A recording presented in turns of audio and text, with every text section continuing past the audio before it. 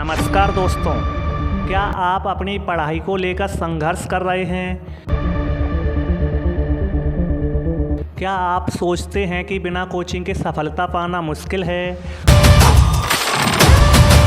और आपको हमेशा लगता है कि पढ़ाई कैसे करें, कैसे समझें? तो आज के वीडियो का हमारा टॉपिक है सेल्फ स्टडी, जिसमें बात की जाएगी सेल्फ स्टडी क्या है, सेल्फ स्टडी कैसे करें, सेल्फ स्टडी के क्या फ़ायदे हैं, और साथ ही कुछ इंसिडेंट्स के बारे में बताया जाएगा जिससे आपको समझने में आसानी होगी और आप अपनी पढ़ाई को बेहतर बना पाओगे।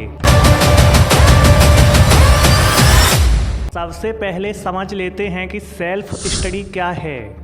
सेल्फ स्टडी का मतलब होता है खुद के द्वारा अध्ययन करना या बिना किसी शिक्षक या गुरु की सहायता लिए खुद से सीखना, गहराई से चिंतन करना और अपने भीतर के ज्ञान को समझना तथा अनुभव करने को ही सेल्फ स्टडी कहते हैं। इसमें आपको कोई निर्देश देने वाला नहीं होता, आप अपनी दम पर ही सब कुछ सीखते हैं, यानी कहा जाए तो आप ही अपने शिष्य और गुरु दोनों ही हैं। सेल्फ स्टडी को आध्यात्मिक विकास और आत्मबोध का भी महत्वपूर्ण हिस्सा माना जाता है और सेल्फ स्टडी केवल किताबें पढ़ने तक ही सीमित नहीं है, बल्कि यह आत्मचिंतन, आत्मनिरीक्षण और अपने भीतर के सत्य को जानने की प्रक्रिया है। सेल्फ स्टडी करने के लिए आपको अपनी जिम्मेदारी लेनी होती है, जिसमें आपको क्या करना है, कैसे करना है, क्या योजना बनानी है, कैसे टाइम को मैनेज करना है, क्या लक्ष्य निर्धारित करना है, यानी इन सब का मालिक तुमको खुद ही बनना पड़ता है।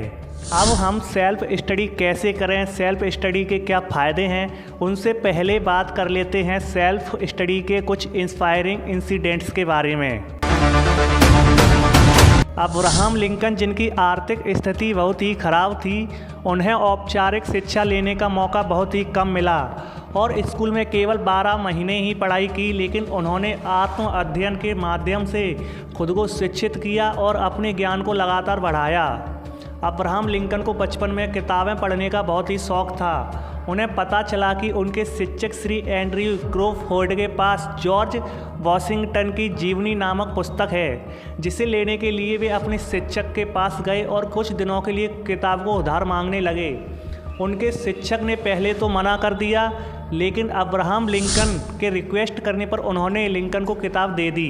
2-3 दिन तक अब्राहम लिंकन कुछ समय बिना खाए पिए किताब को पढ़ने में मगन रहे। अधिक समय तक किताब पढ़ने की वजह से गहरी नींद में सो गए और किताब को सुरक्षित जगह पर ना रख पाए। अचानक उसी रात को तेज़ बारिश हुई और उनकी किताब गीली तथा गंदी हो गई, जिसकी वजह से वह बहुत दुखी हुए और उन्होंने ये बात अपने शिक्षक को बताई तो उनके शिक्षक बहुत क्रोधित हुए। किताब की कीमत चुकाने के लिए अब्राहम लिंकन के पास पैसे नहीं थे।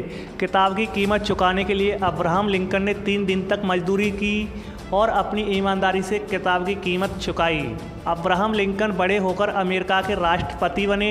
यह सब कुछ उनकी ईमानदारी, सत्यनिष्ठा और सेल्फ स्टडी का परिणाम था। डॉक्टर भीमराव अंबेडकर ने अपने जीवन में सेल्फ स्टडी के महत्व को न केवल समझा, बल्कि इसे अपनी सफलता का आधार बनाया। उनकी जीवन की एक प्रेरणादायक घटना सेल्फ स्टडी की शक्ति को दर्शाती है। जब डॉक्टर अंबेडकर कोलंबिया विश्वविद्यालय और लंदन स्कूल ऑफ इकोनॉमिक्स में पढ़ाई कर रहे थे, उनकी आर्थिक स्थिति बहुत ख़राब थी। उन्हें पढ़ाई के साथ साथ अपने खर्चों का भी ध्यान रखना पड़ता था। लंदन में वे एक छोटे से कमरे में रहते थे और अपनी पढ़ाई के लिए खुद ही योजना बनाते थे। उनके पास पर्याप्त किताबें खरीदने के लिए पैसे नहीं थे, इसलिए वे दिन रात लाइब्रेरी में समय बिताते थे। वे खुद से पढ़ाई करते थे, नोट्स बनाते थे और विषयों को गहराई से समझने के लिए घंटों तक मेहनत करते थे। एक बार तो उन्होंने अपनी पढ़ाई पूरी करने के लिए भोजन और अन्य ज़रूरतों में कटौती कर दी। उनका मानना था कि शिक्षा ही उनकी असली पूंजी है और उन्होंने इसे अपनी मेहनत और आत्म अध्ययन के माध्यम से हासिल किया। उन्होंने अपनी पढ़ाई को कभी परिस्थितियों का बहाना बनाकर रोका नहीं, बल्कि हर चुनौती को एक अवसर में बदला। उनके इस समर्पण और आत्म अध्ययन ने उन्हें इतिहास के महानतम विद्वानों में स्थान दिलाया। बाबा साहब का मानना था कि आत्म अध्ययन से आत्मनिर्भरता बढ़ती है। ज्ञान अर्जन का सबसे अच्छा तरीका खुद से सीखना है। संसाधन सीमित होने पर भी पढ़ाई का लक्ष्य पूरा किया जा सकता है। अब अपने टॉपिक सेल्फ स्टडी कैसे करें इस पर बात करते हैं। सेल्फ स्टडी करने के लिए आप इन तरीक़ों को फॉलो कर सकते हैं। सेल्फ स्टडी करने के लिए सबसे ज़रूरी है लक्ष्य का होना। बिना लक्ष्य के कोई भी काम करना बहुत मुश्किल होता है। आप अपना लक्ष्य बना सकते हैं, जैसे आपको एग्ज़ाम पास करना है या कोई नई स्किल सीखनी है। आप अपने अकॉर्डिंग कोई भी लक्ष्य तय कर सकते हैं और बड़े लक्ष्य को पाने के लिए प्रतिदिन छोटे छोटे लक्ष्यों को पूरा करें। सेल्फ स्टडी करने के लिए टाइम टेबल का होना बहुत ज़रूरी है, जिससे हमारा टाइम वेस्ट होने से बचता है। आपको सेल्फ स्टडी करने के लिए कितने घंटे देने हैं ये आप अपने सब्जेक्ट्स के अनुसार कोई भी समय सीमा तय कर सकते हैं जो आपकी कंडीशन के अनुकूल हो। मेरे अकॉर्डिंग सेल्फ स्टडी करने के लिए 5-6 घंटे देना चाहिए, जिसमें शाम 7 बजे से 11 बजे तक और सुबह 4 बजे से 6 बजे का टाइम सबसे बेस्ट होता है, क्योंकि इस समय आसपास का माहौल शांत रहता है और आप डिस्टर्ब होने से बचते हैं। कंसिस्टेंसी।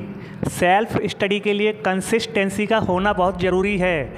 आपने देखा होगा कि पानी की छोटी बूंद भी अपनी कंसिस्टेंसी से पत्थर को चीर देती है।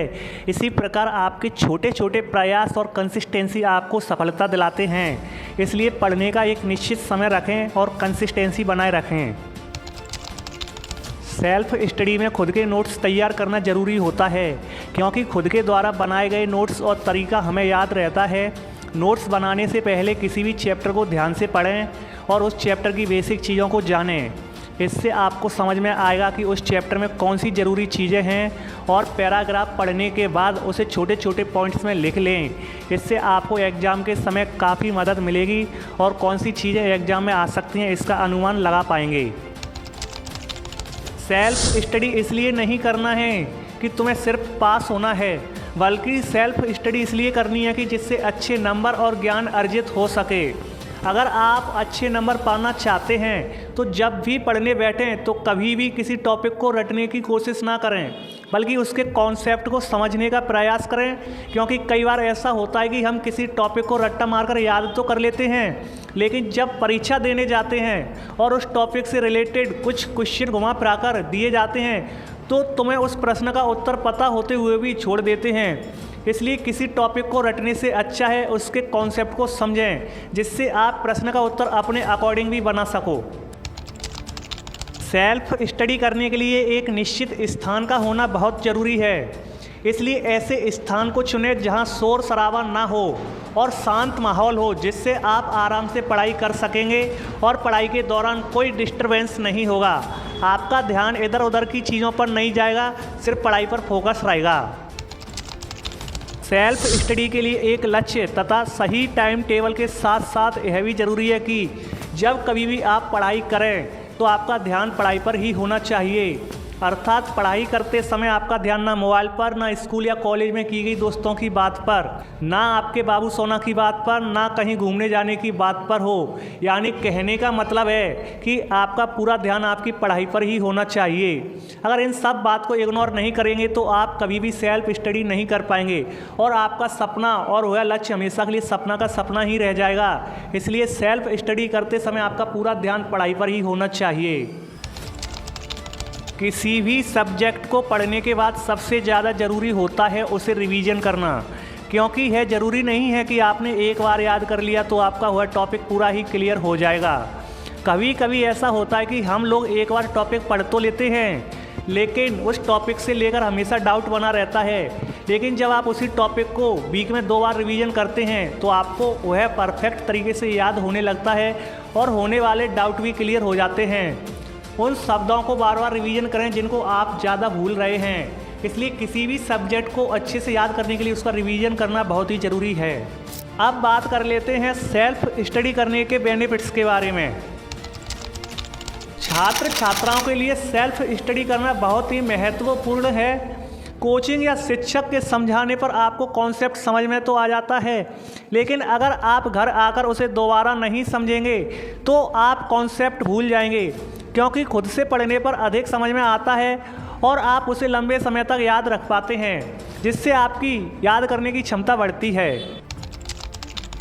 घर पर सेल्फ स्टडी करने से मन में एक प्रश्न को हल करने के लिए कई अलग अलग आइडियाज आते हैं, जिससे डिफरेंस तरीक़ों का पता चलता है।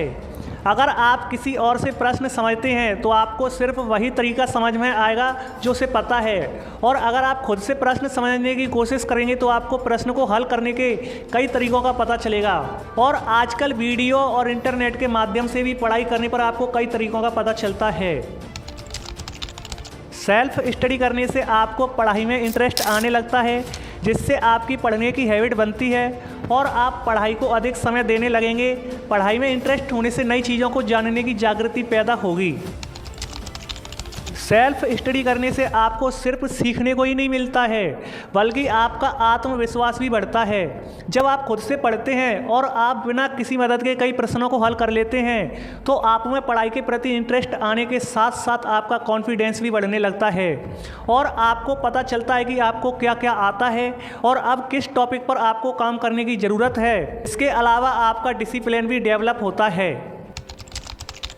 सेल्फ स्टडी करने से आप सीखने के लिए स्वतंत्र होते हैं और किसी पर निर्भर नहीं रहते हैं। सेल्फ स्टडी आपको सेल्फ रिलायंस बनाती है। इसमें आप किसी के नियम में बंधे नहीं होते हैं। आप अपने अनुसार अपने तरीके से जैसे आपको समझ में आता है उसी तरीके को अपनाते हैं, जिससे आपके अंदर जिज्ञासा पैदा होती है और आप नई चीज़ को सीखने के लिए प्रेरित होते हैं।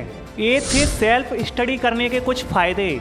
इस वीडियो में आपको सेल्फ स्टडी से रिलेटेड सभी क्वेश्चन के आंसर मिल चुके होंगे और इसमें बताए गए तरीक़ों को अपनाकर आप अपनी स्टडी को अच्छा बना सकते हैं। और वीडियो अच्छी लगी हो तो शेयर करें। All the best. जय हिंद दोस्तों।